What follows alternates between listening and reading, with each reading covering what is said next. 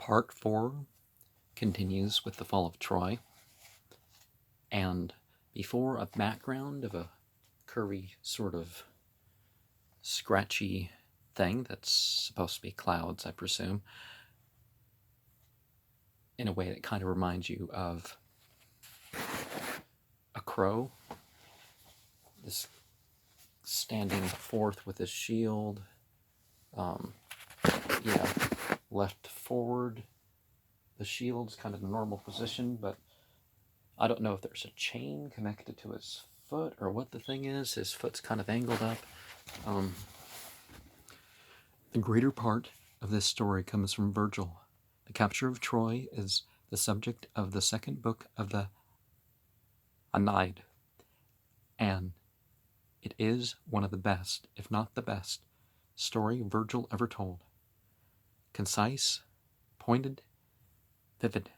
The beginning and the end of my account are not in Virgil. I've taken the story of Philoctetes and the death of Ajax from two plays of the 5th century tragic poet Sophocles. In the end, the tale of what happened to the Trojan women when Troy fell comes from a play by Sophocles' fellow playwright Euripides. I think I said a Z, but it is a curious, I think I accidentally said a Z.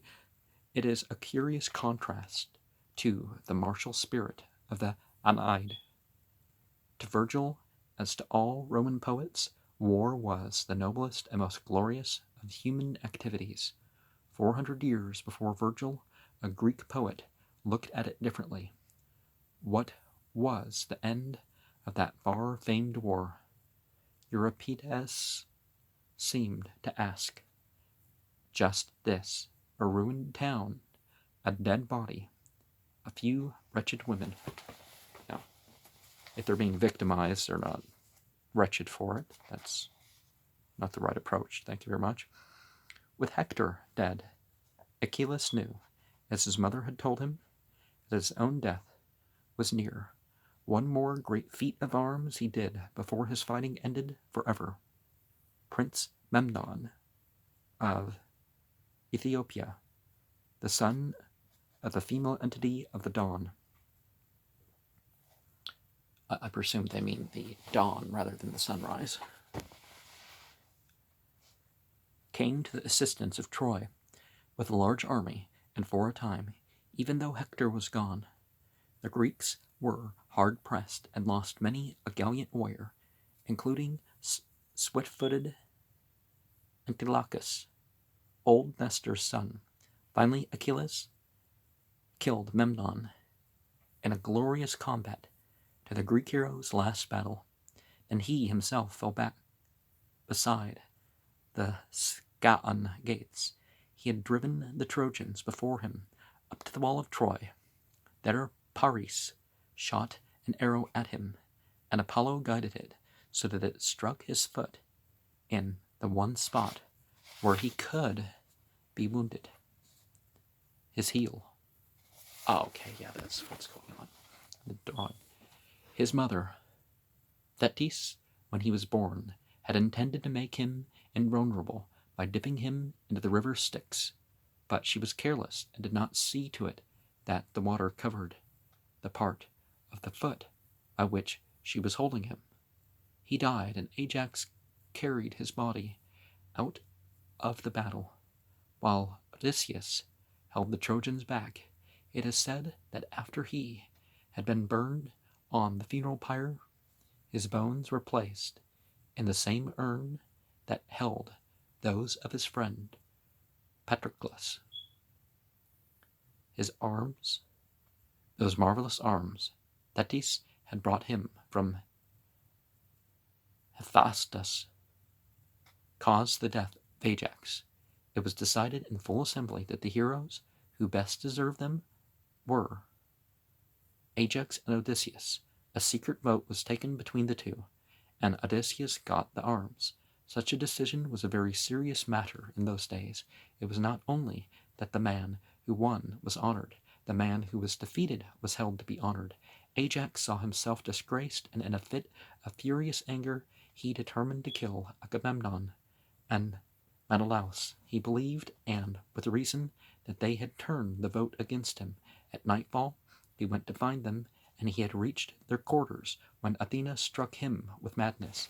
He thought the flocks and herds of the Greeks were the army, and rushed to kill them, believing that he was slaying now this chieftain, now that. Finally he dragged to his tent a huge ram, which to his distracted mind was Odysseus, bound him to the tent pole, and beat him savagely. Then his frenzy left him. He regained his reason, and saw that his disgrace was not in winning the arms had been, but a shadow as compared with the same his own deeds, and drawn down upon him. His rage, his folly, his madness would be apparent to everyone. The slaughtered animals were lying all over the field.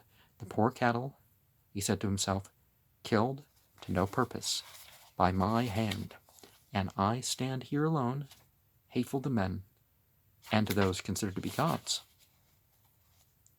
In such a state, only a coward clings to life. A man, if he cannot live nobly, can die nobly. He drew his sword and killed himself.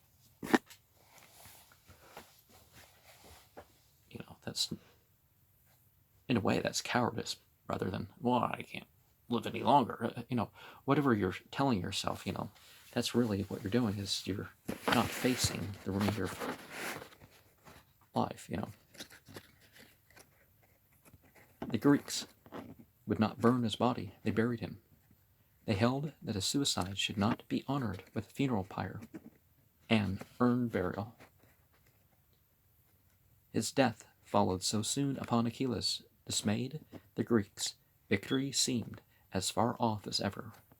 Their prophet, Calchas, told them that he had no message from the entities for them, but that there was a man among the Trojans who knew the future, the prophet Helenus. Well, when it comes, it's not really a prophet, but a false prophet, when it's like, well, what's the profit of your nation in this? Let's find ourselves, because a prophet's supposed to be spiritually gifted, right? Not just a political commentator. If they captured Helenus, they could learn from him what they should do. Odysseus succeeded in making him a prisoner, and told the Greeks Troy would not fall until someone fought against the Trojans with the bow and arrows of Hercules. These had been given when Hercules died to the prince Philoctetes, the man who had fired his funeral pyre, and who later had joined the Greek host when they sailed to Troy. On the voyage, the Greeks stopped at an island to offer a sacrifice, and Philoctetes was bitten by a serpent, a most frightful wound. It would not heal. It was impossible to carry him to Troy as he was, and the army could not wait. They left him finally at Lemnos, then an uninhabited island, although once the heroes of the quest of the Golden Fleece had found plenty of women there. It's not just wealth, you gotta find yourself some women, right? It was cruel to desert the helpless sufferer, but they were desperate to get on to Troy, and with his bow and arrows, he would at least never lack for food. While Helenus spoke, however, the Greeks knew well that it would be hard to persuade him, whom they had so wronged, to give his precious weapons to them. So they sent Odysseus, the master of crafty cunning, to get them by trickery. Some say that Diomedes went with him, and others Neoptolemus, also called Pyrrhus, the young son of Achilles. They succeeded in stealing the bows and arrows, but when it came to leaving the poor wretch alone there, deprived of them, they could not do it. In the end, they persuaded him to go with them. Back to Troy, the wise physician of the Greeks healed him, and when at last he went joyfully once again into battle, the The first man he wounded with his arrows was Paris. As he fell, Paris begged to be carried to Oenone, the nymph he had lived with on Mount Ida before the 3 female entities came to him. She had told him that she knew a magic drug to cure any ailment. They took him to her, and he asked her for his life, but she refused. His desertion of her, his long forgetfulness, she could not be forgiven in a moment because of his need. She watched him die, and then she went away and killed herself.